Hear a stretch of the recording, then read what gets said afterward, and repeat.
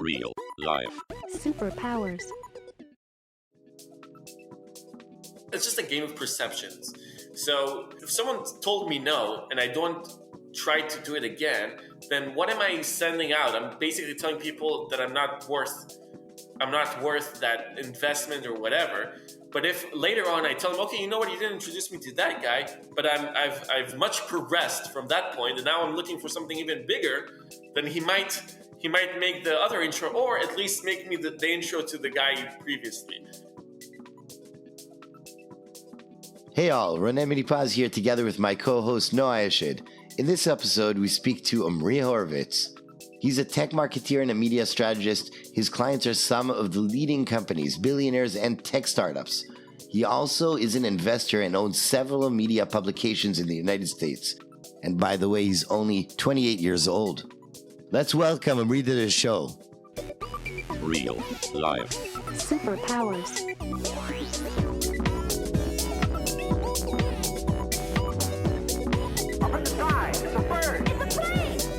Gentlemen, we can rebuild him. We have the technology. Real life. Superpowers. Omri, welcome to Real Life Superpowers. Thank you for having me, guys. Always lovely to chat with you guys. Always. In fact, Ronen was on your podcast a while back, and I was. So this wasn't our first rodeo together. Who was better? You don't ask that. That's not a question you should ask. Because, of course, it was me, but fine. Anyway, what are you up to these days? Lots of cool stuff. Lots of expansions. Lots of investing as well. Interesting. So tell us about both. What are you expanding into? And then also, what are you investing in? Awesome. So first of all, just for the people who don't know me, so I own a media company. It started out merely as like a PR agency. Today we have something like 30 startups in our portfolio. Some of them include Walnut, Taylor Brands, Equity B, Growth Space, a lot of great companies. And also we have several high net worth individuals in the United States who work with us, several American billionaires who use our service. So that's like our main business, the PR business. And then the second thing that we do is we buy media assets in the United States. So we would go in to specific media publications in the United States and we would buy equity in those publications. It could be 10% equity, it could be 7% equity, it could be 26% equity, right? It depends on like how much we're able to pay for that specific media asset. And for example, your podcast is also obviously an asset, right? People can come in and they can buy a certain equity around your podcast. The only difference is that the USA market is much more convenient and much more approachable in doing that, because in Israel, politics play a big role in media, and it's really difficult to kind of, string those two apart. They're usually very tied up, connected, and so basically that's yeah. And then the third thing that we do is we invest in startups. So we have 6 companies in our portfolio that we invest in. And so that's what we're doing. Yeah. And like, does it sometimes like, is it sometimes harder to be also the owner of the media and also to, promote things through that medium? Doesn't it make it complicated? I mean, if I did that in Israel, it would be. But because we do that in the United States, which is a much more capitalist environment, and the regulations there are much more comfortable. So I'll just give you an example so you guys understand. Like a simple disclosure inside an article, or like a very light disclosure that you barely see, that is something that we're allowed to do in the United States.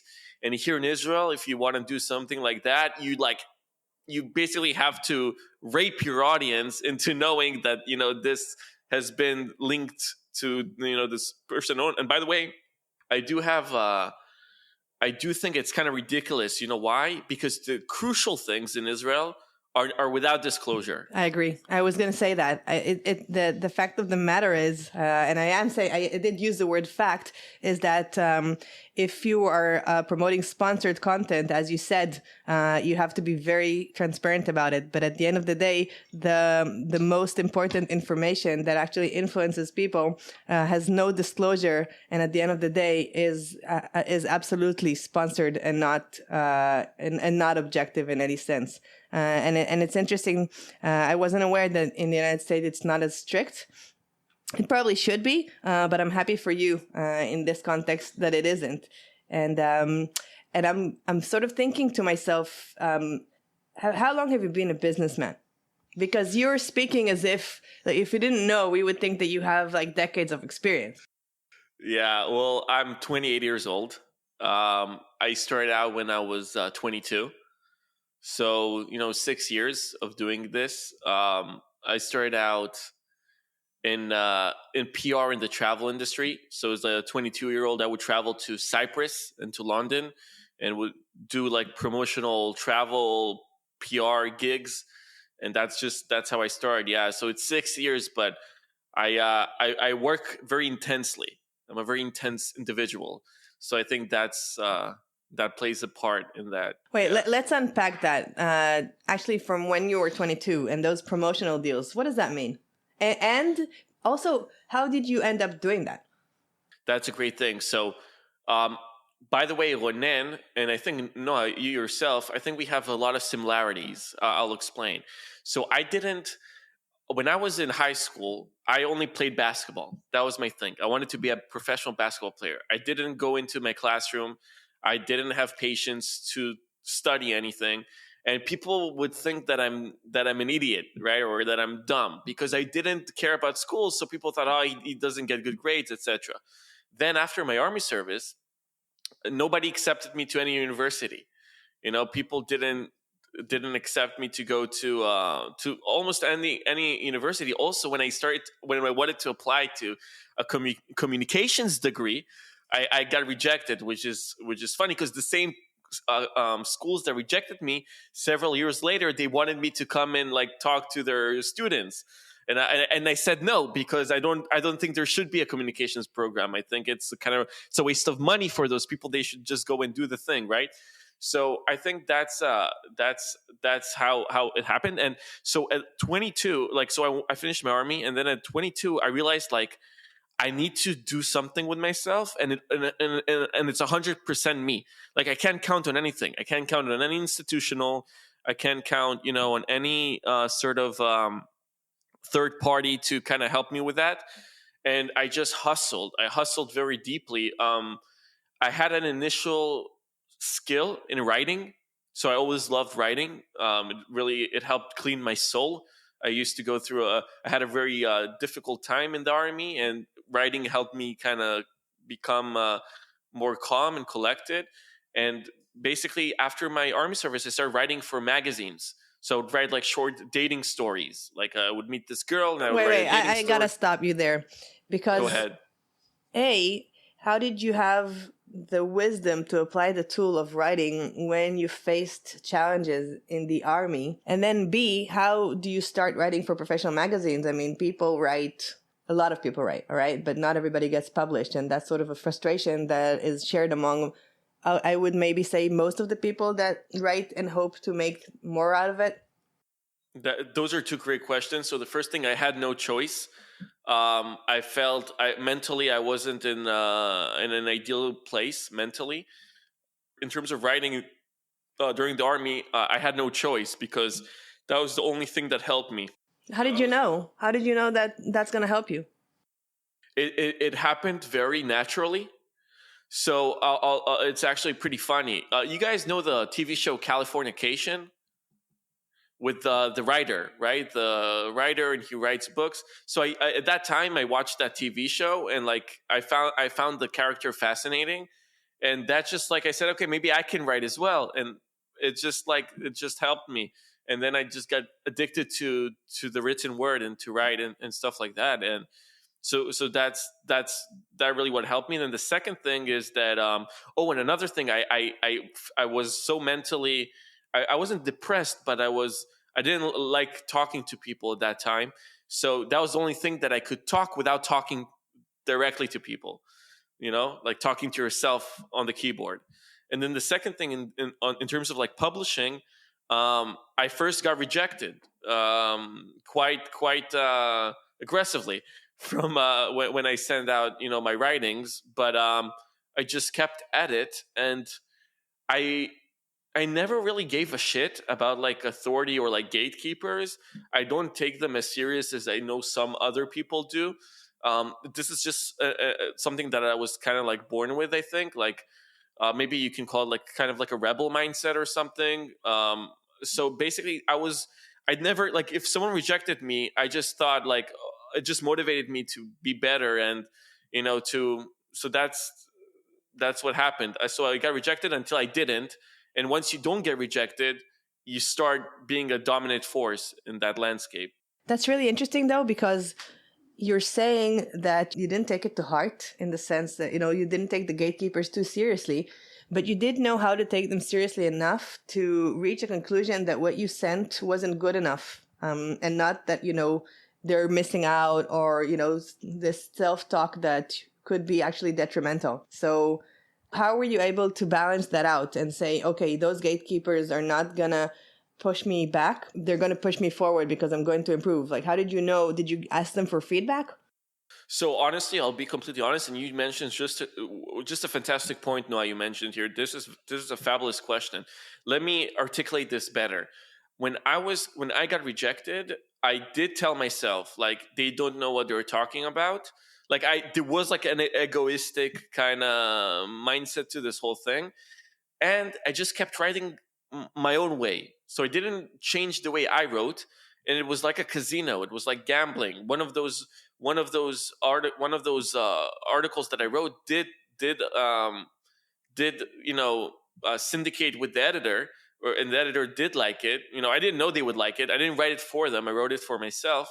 And then once it got accepted for the first time, then people started loving all the other ones that got rejected, right? So it's like the message from this that I learned from myself is, yes, you need to like search for feedback, but like don't be so obsessed with the feedback. So like you don't want to become a robot. You don't want to become like this robotic feedback guy who was like, hey, can you give me feedback, etc. And then like everybody writes the same shit because everyone's getting the same feedback, right?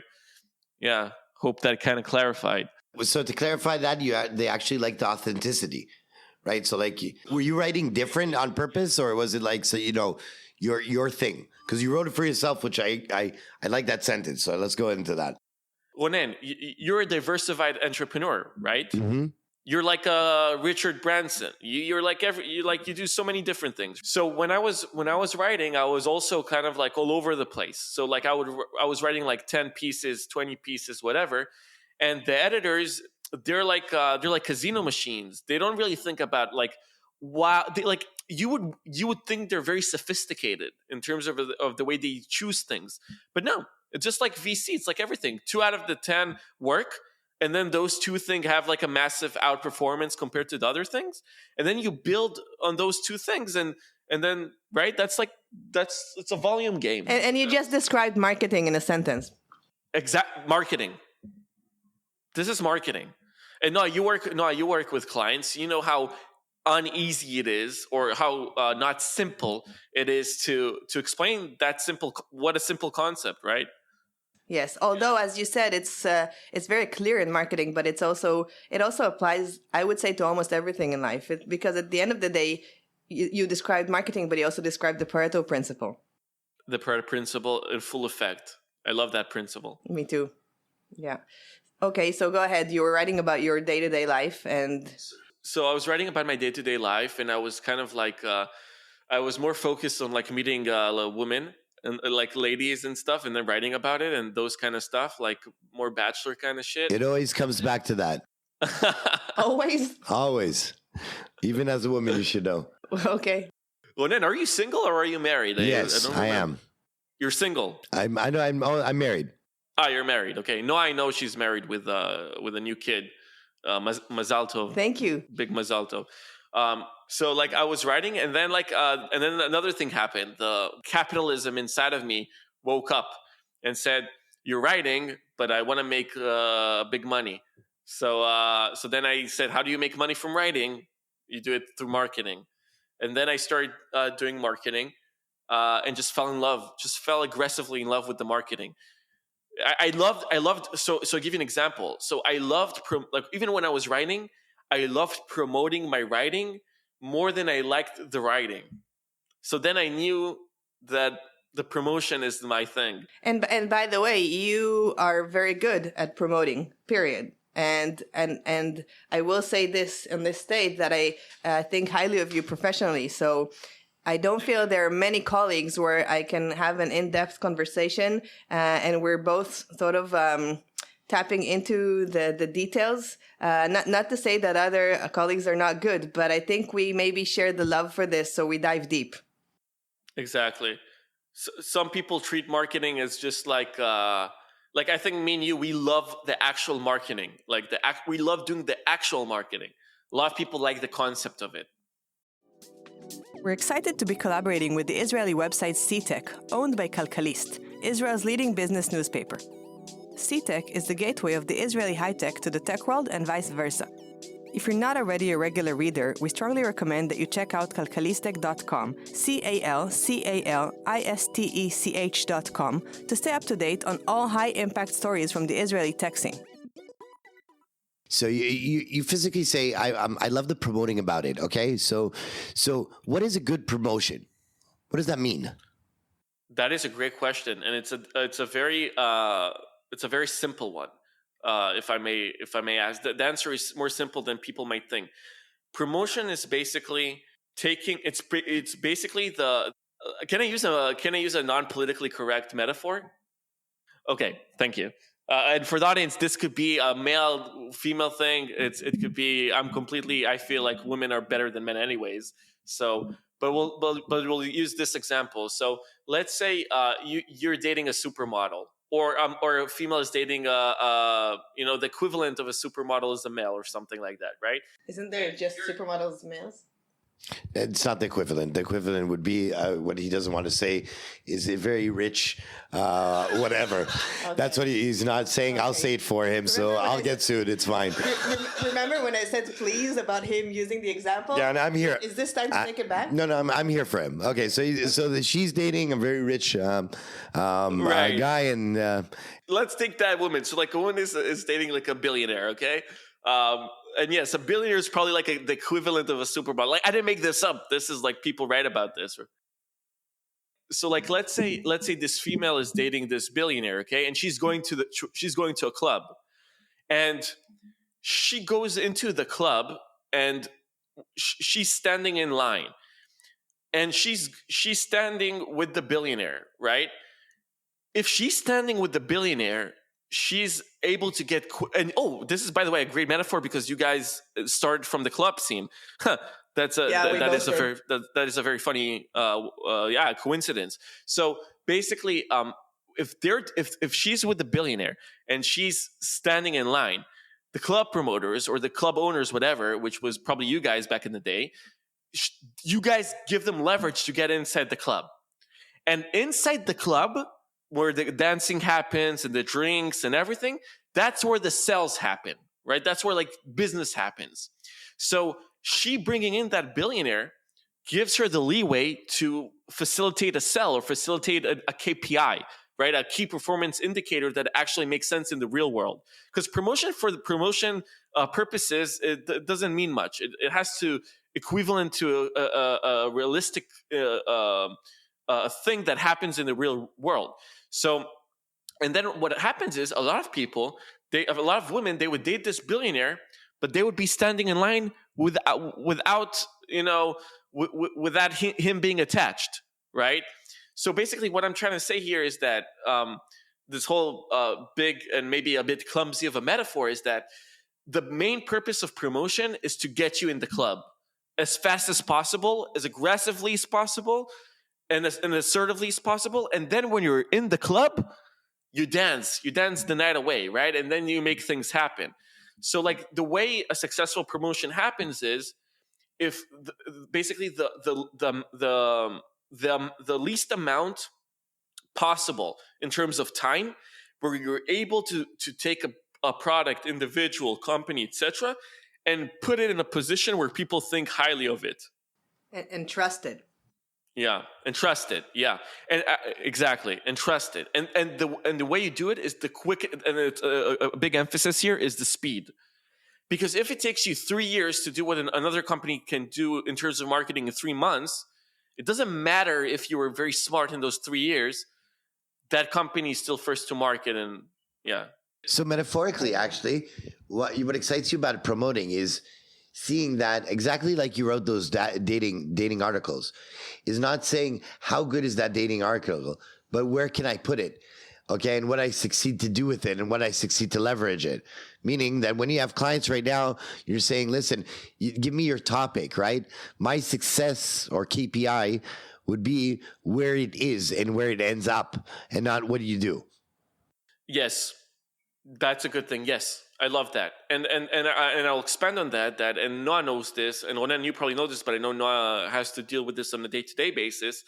Some companies don't really have such a story, right? Where it's so easy to market them, right? Even our biggest clients, to be honest with you, like they don't have the stories that are so easy to sell.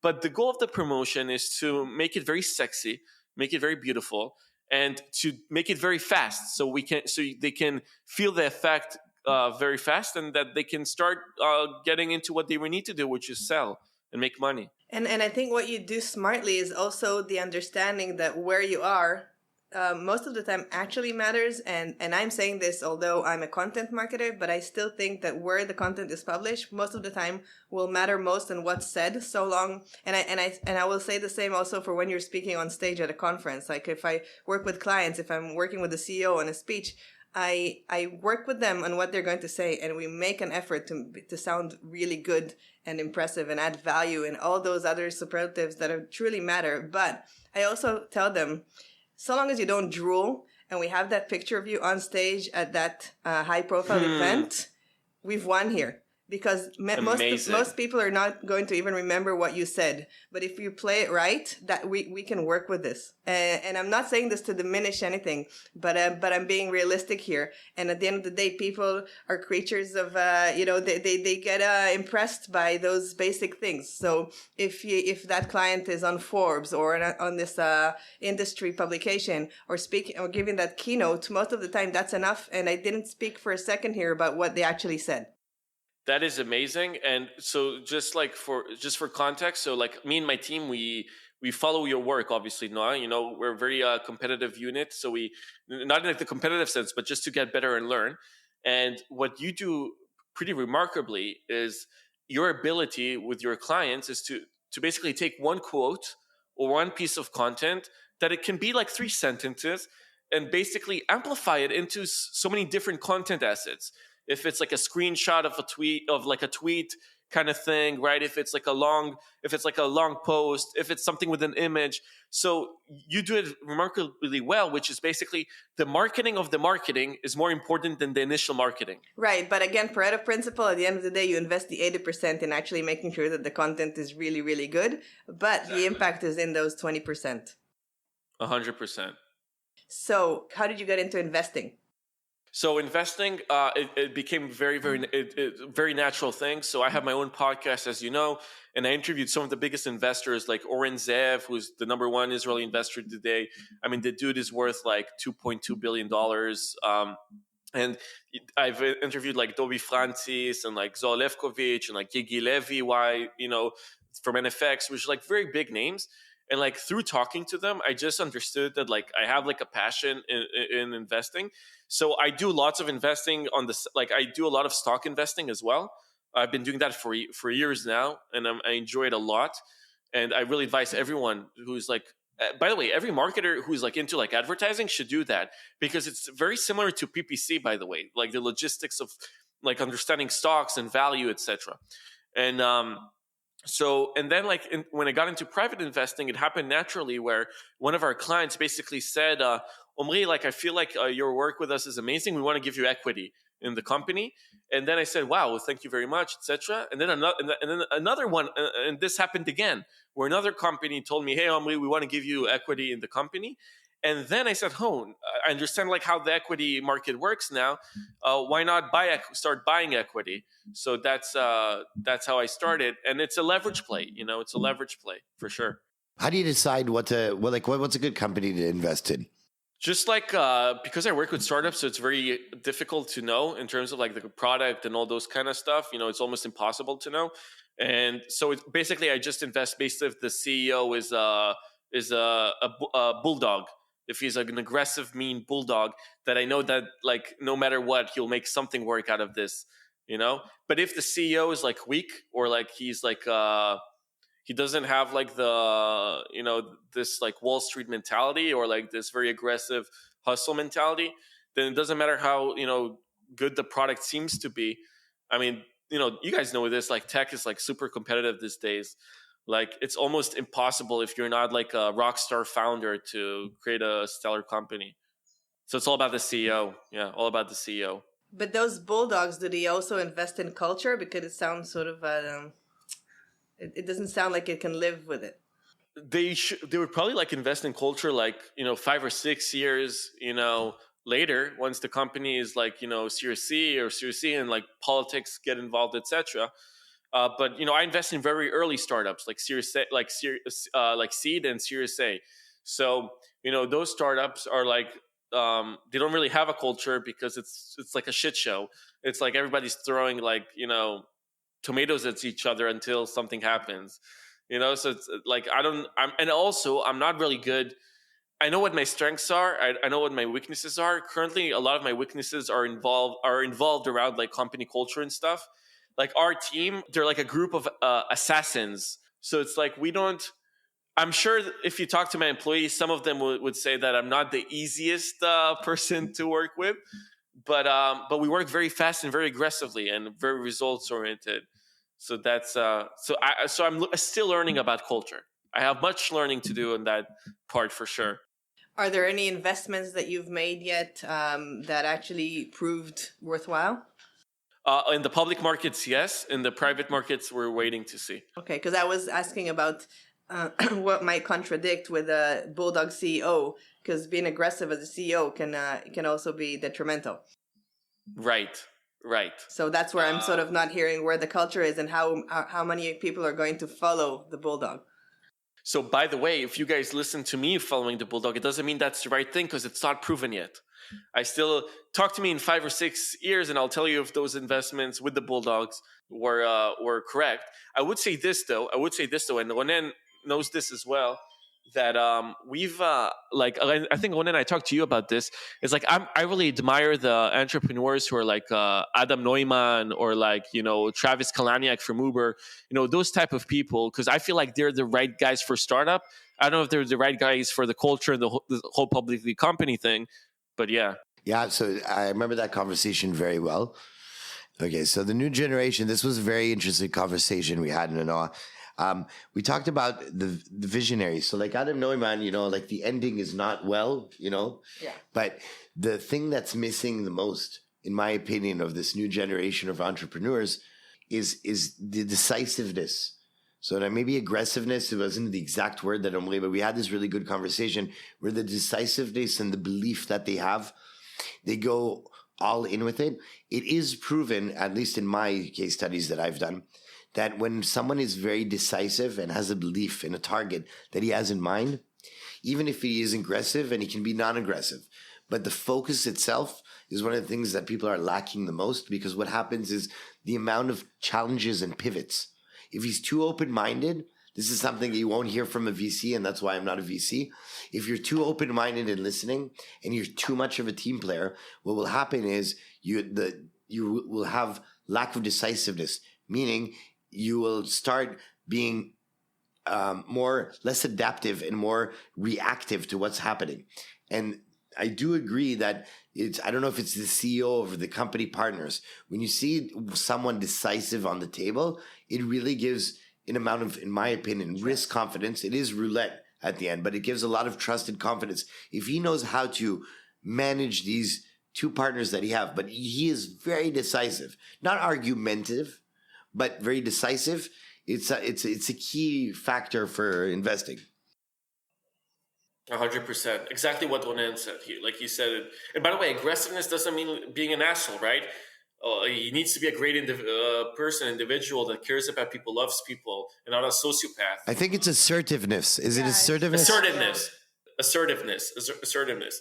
But exactly, I'll just like expand on Ronan's point is like when you meet a founder who is like not decisive like that, it's very difficult for him to push the startup because startups are inherently, they're extremely difficult to do because it's a new thing and there's so many competition. It's almost I can't think about anyone that succeeded in the startup landscape who wasn't like that. That's. Yeah, and also like you can be decisive and know that there's a margin of error, but if you're not decisive, then how can anybody follow you? And the interesting part is being decisive, but also deciding when to pivot. Or not even, but if you take Adam Neumann, at the end of the day, you say successful failure. I say even if his model, let's say people are saying his model is unsuccessful. That is a giant success as an investor to invest in someone that his model is unsuccessful, but he was assertive enough to persuade all these people to go in. Like we have to understand we're talking about investors now, not like the good of earth, right? This is investors. I want to make money, right? So I'm an investor, like not fluff it up. So I'm investing in someone. This guy had a horrible, let's say, I'm not saying this, but maybe a horrible model, but his assertiveness made it successful, although it was a horrible model. Now that is something that you have to dissect because that's what an investor wants to know. Is it going to be successful? Are we going to have something to talk about and sell afterwards? And that's a key factor. The overconfidence or whatever you want to call it is something that is very important to make something actual, to make it good of earth, make it sustainable. I'm not sure, but to make it in a good investment, it's a very good key indicator. And by the way, Adam Neumann made a lot of money for the initial investors. So people, like this is something that people need to understand. Everything in terms of investing is point in time oriented.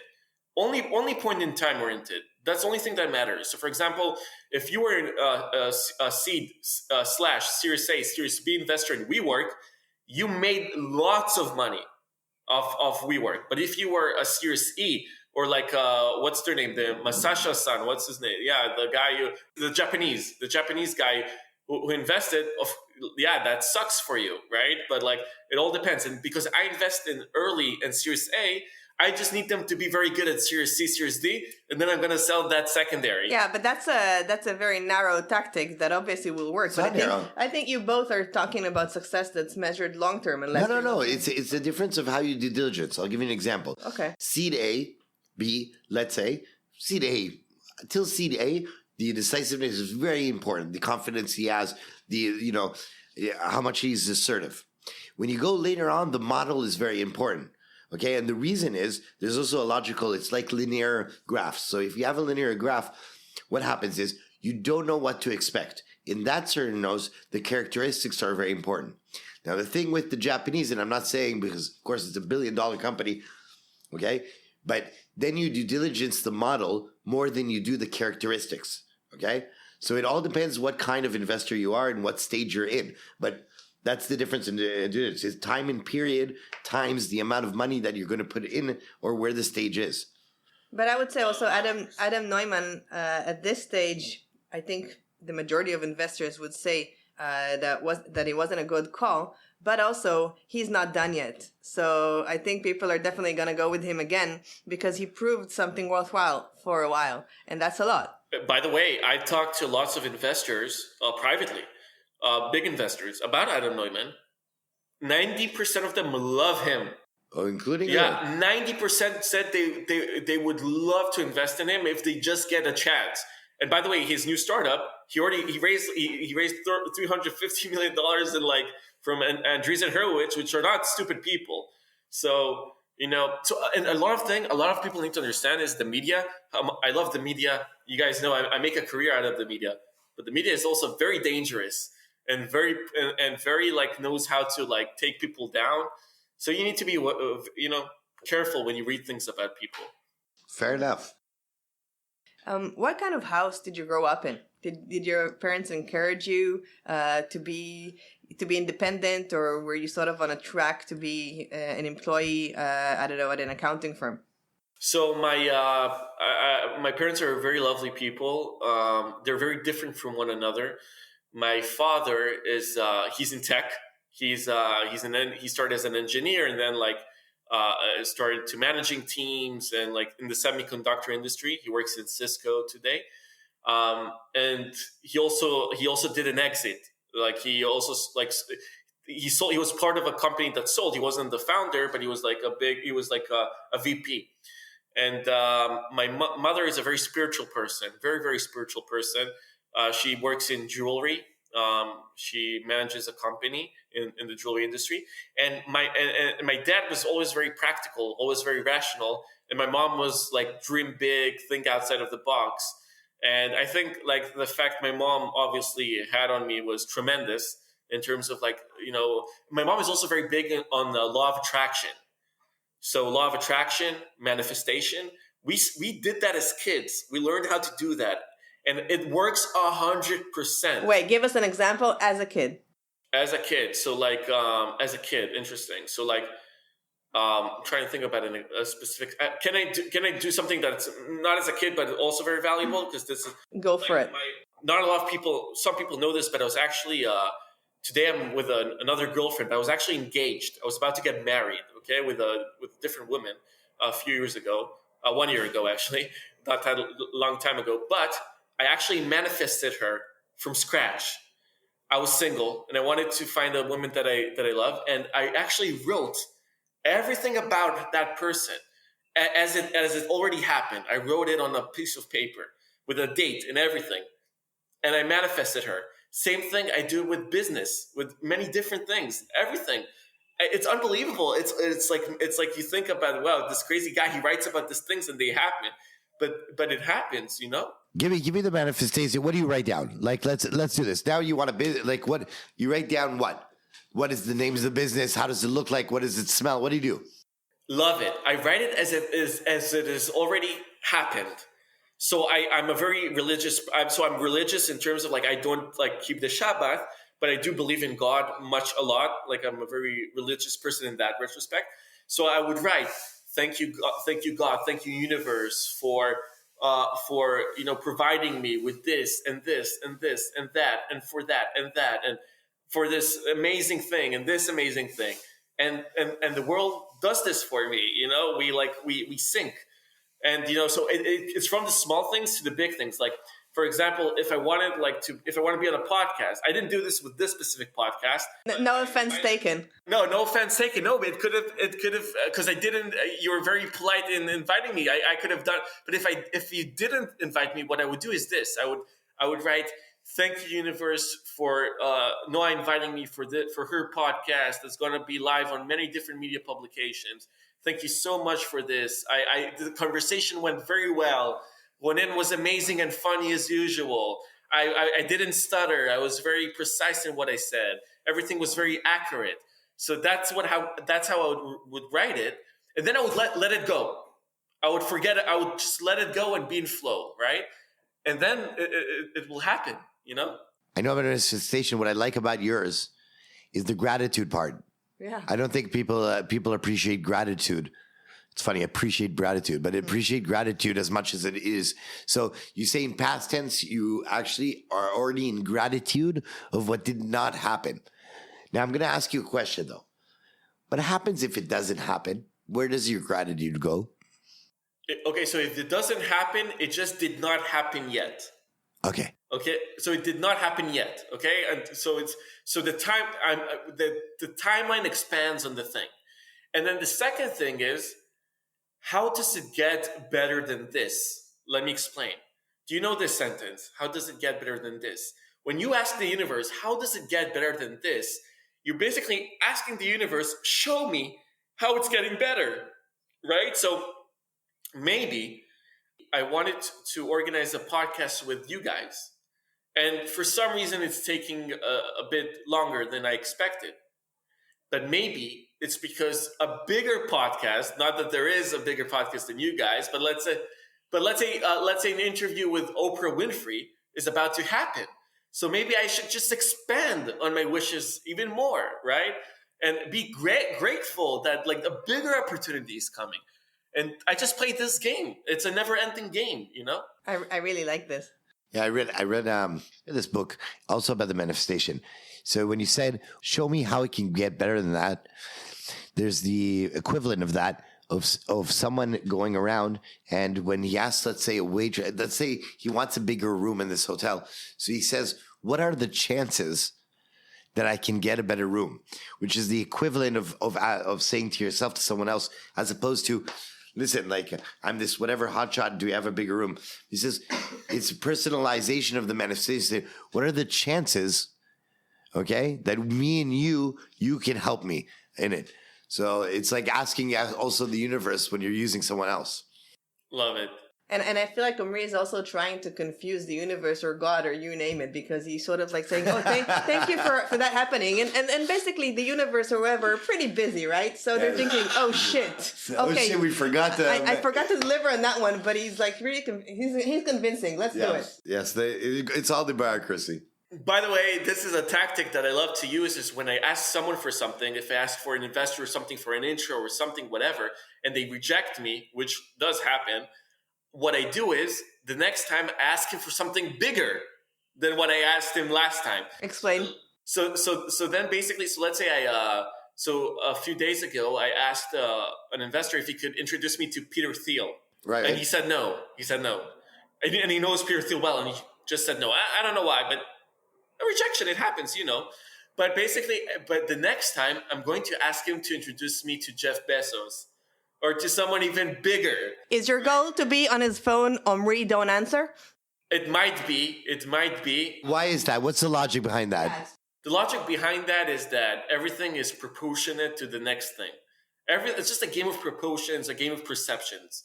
So, you know, if someone told me no and I don't try to do it again, then what am I sending out? I'm basically telling people that I'm not worth that investment or whatever.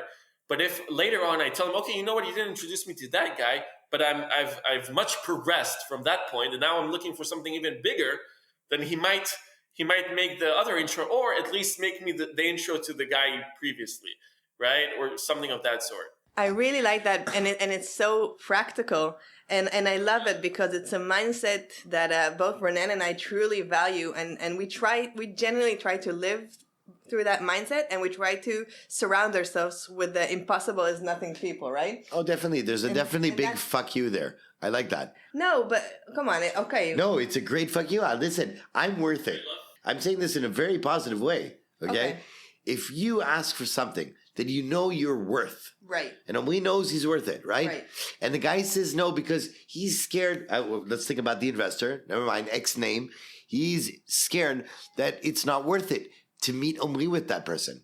So the message you're sending, no, that's the only option. No, because he also may not be that close, and he may not want to burn a favor. Burn the favor. Again, let's do this opposite. If Michael Jordan would say, meet me, Peter Thiel, was he worth it? Yeah. And Omri wasn't. So the message he's sending the world right now is saying, okay, fuck you. I'm not worth Peter Thiel. You could say that.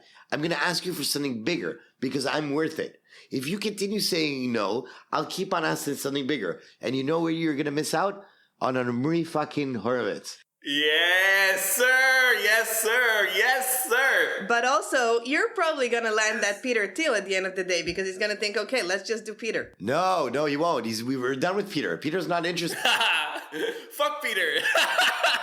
We're done with Peter. We're going to the next level. And the message is very good message. I'll tell you why. Because you know why I love it? There's a practical version of this. Okay, let's imagine the practical version. We'll dumb it down for a second. Practical? No, more practical. Okay. If he's going to say no a few times, he's anyways going to say no. So there is no lose scenario in getting a fucking no here for a bigger thing. Because if he goes to Peter Thiel and he goes down to something low, what happens? He may say no to something less than Peter Thiel. Okay, right? Yeah. Probably he'll say no anyways, because unless you go to a really lower level, like his uncle.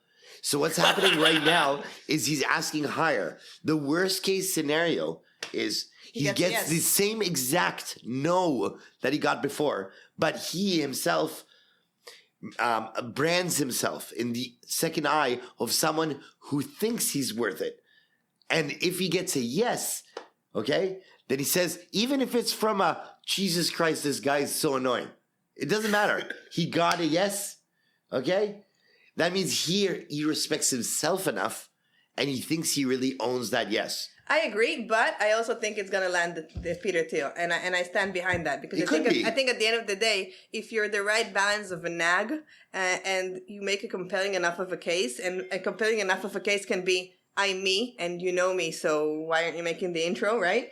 Then I think if he's not going to make you the intro, to somebody above, to Jeff Bezos, I think he's going to reconsider introducing you to Peter Thiel again. Maybe, but that's still a win. But that you're just saying, ask again about Peter Thiel. So yes, no, I didn't say that. No, but at the end of the day, the things you can control, you can control what he can perceive. I agree with you. Maybe, but at the end of the day, that's why I like it. I'll tell you why. Because at the end of the day, it's where you are. It's not where the other person is. Okay, so you can't always think what he's thinking. Right. What's happening is this: he's proceeding to where his goal is great. Yeah. And at the end of the day, this is what I think of myself. Okay? Yeah. If you don't think so, okay, then you can continue saying no. But remember what he said in the beginning. He's talking to this investor. So this is a person that he has to do with him. And if someone doesn't have mutual respect to that, then why are we working together? That's why I like it. You know what I mean? Like, at the end of the day, there's an honesty that no one touches. If you're brave enough, which Omri is here, brave enough to touch that honesty, okay, and not show that you're shielding yourself from that hurt. What's happening is, okay, you're benchmarking yourself on a place where you respect yourself.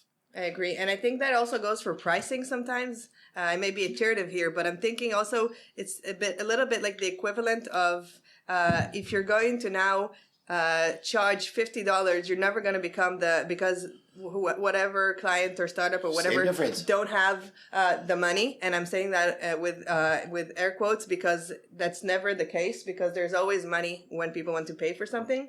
If you're going to settle for less, then when they are able to pay $500, they're not going to come to you. So in many respects, it's all about the mindset of what you think your self-worth is. And when you're able to sometimes make the mindset leap of making those moonshot goals, then I think life actually happens. And like one example from us is that the first guest on our podcast, like the very first guest, was Brian Halligan, the founder of HubSpot. So I think in a way that reflects the same mindset, right?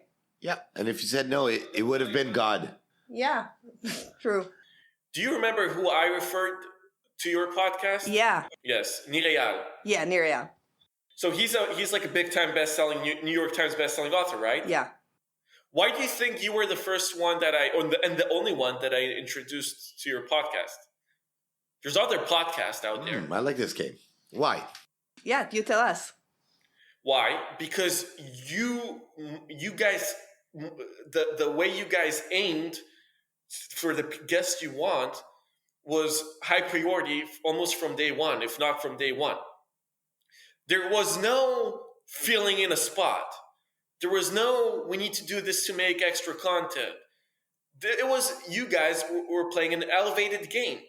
And then someone like me, when I saw Nireyal and he was on my podcast, I was like, I'm not going to send him to any low-level podcast. I'm only going to send him to another exclusive podcast. And when you land Peter Thiel, don't forget who to send him after. For sure. Till he finds Peter Thiel, I'm going to ask for a Mozart or something impossible. With AI, So I have a question for you. First of all, it's like I'm going to summarize your family. So you do understand that you have a great synergy between EQ and IQ in that family, which is, by the way, always a representative of communications. If you have EQ and IQ, you're usually very easy to communicate with. I hope so. Yeah, me too. But what would you say your superpower is? No guest ever plans for this. You would think they would. You can't plan for it. What do you guys think my superpower is? I don't know how to label it, but I know that Renan will know, so I'm gonna describe it. You're like a snow shuffle. Like you're paving the way, clearing things out of the way, and just getting to where you need. Love it. Got a label? Well, you're sort of saying persistence, but I would like if I would say demystification. Okay. So like there's people who can see through mist. Okay, so the thing is that when someone sees something complex, like this is from me, if the second conversation we had, taking something complex and simplifying it. Okay, meaning promotion. What is it for me? It's getting into the club. Okay, what is, like getting an investor to give me something that I don't want? It's manifestation of something, and it's an XYZ. There's people who know how to brutally simplify mist, because a lot of in industries, there's a lot of acronyms, right? There's a CPA and a CPI, and there's the cash flow, and there's so much complexity. And at the end of the day, if you move that mist, it's very, very simple.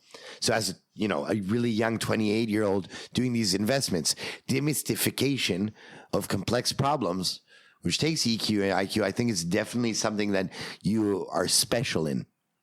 Thank you so much for the warm compliments. I think another thing that might be a big advantage, and sometimes it's a disadvantage, but it's mostly an advantage, is authenticity and not being a politically correct individual. So I say things, I do things that might get me in trouble, but also get me lots of great things, right? And this is actually a great example. A few months ago, I did a campaign that was very authentic to what I wanted to do. And Noah basically texted me or called me, I don't remember, and basically told me, Omri, listen, this campaign makes you look like a douchebag, which I agree. I agreed with her. And a minute later, I thought, yes, it did make me look like a douchebag. I should optimize that. But I loved that I still did that because I was authentic and non-politically correct in what I wanted to do. I think that's a superpower in a world today where people are so politically correct. They're so worried about what people think about them.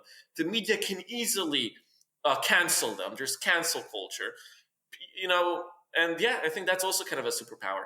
I have a question, Omri. I'm going to react to that, but just to give you one more here. What's your weakness? That I'm not politically correct. So I want to say something. I'm working on, by the way, I'm saying this openly. I'm working on this theory because more and more this happens to me. And this theory, I'm going to publish it one day. Okay. But we're going to test it out. Look at this. If you're by the way, this is what it means. Every superpower is always your weakness, and every weakness is always your superpower. And it actually depends on where you take that energy. And you just answered that yourself. Look at this. If I'm correct, and demystification is one of your superpowers, then look at this. Your weakness is, you know to demystify because you're also very authentic. So mist, you're moving around the mist because you want the authenticity, right? But your biggest minus is the authenticity as well, because you can't have the bullshit. Meaning, it is your superpower, but it is your weakness. And it really depends on how, these are people, most people don't know that their weakness is also, there's people who say, listen, I really love people and I'm very empathetical and I should stop helping people. Otherwise, that's how they know how to get into people's shoes and understand what they're interested in. So when you're demystifying, you have to be authentic. Okay, and I feel you on that sense, right? So on the I'm very like you on that nonsense, but that's actually also your minus and also your plus, right? And that's that what gives you the extra edge to see that bullshit. But the problem is you can't speak bullshit because of it. But I want to say, at the end of the day, it's also a filter because it enabled him to be surrounded only by the relevant people. Yeah, but there's someone fake it to make it. If you're the mystification person, then the problem is you feel.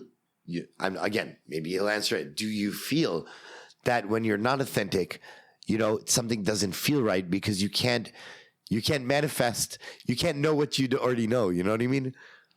And also, sometimes you have to learn how to smell the bullshit and smell it like it's roses, right? So to speak.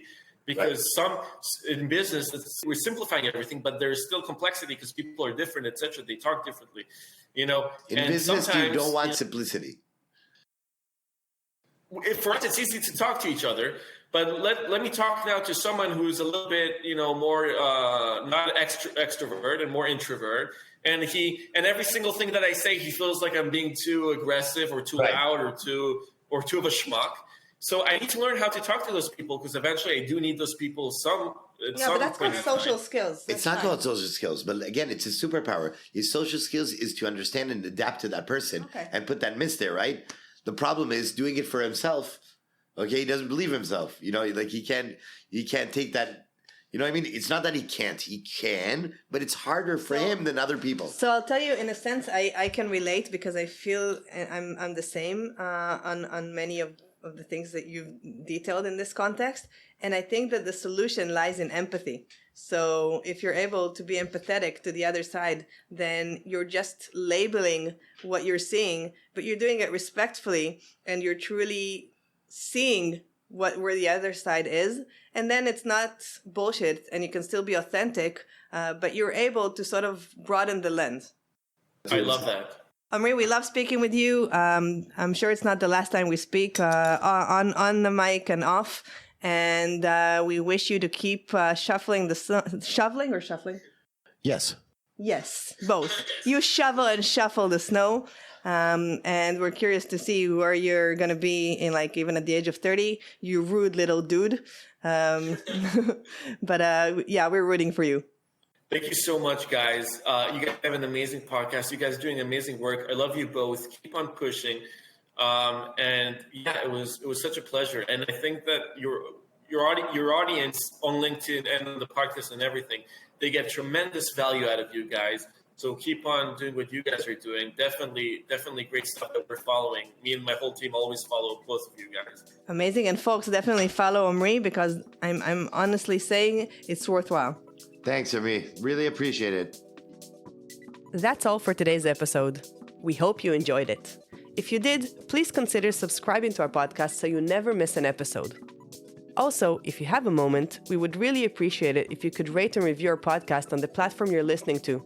This will help others find our show. And as always, if you know anyone who you think would enjoy our podcast, please share it with them. Thank you so much for listening. We'll be back as usual on the 1st of the month. Real life. Superpowers.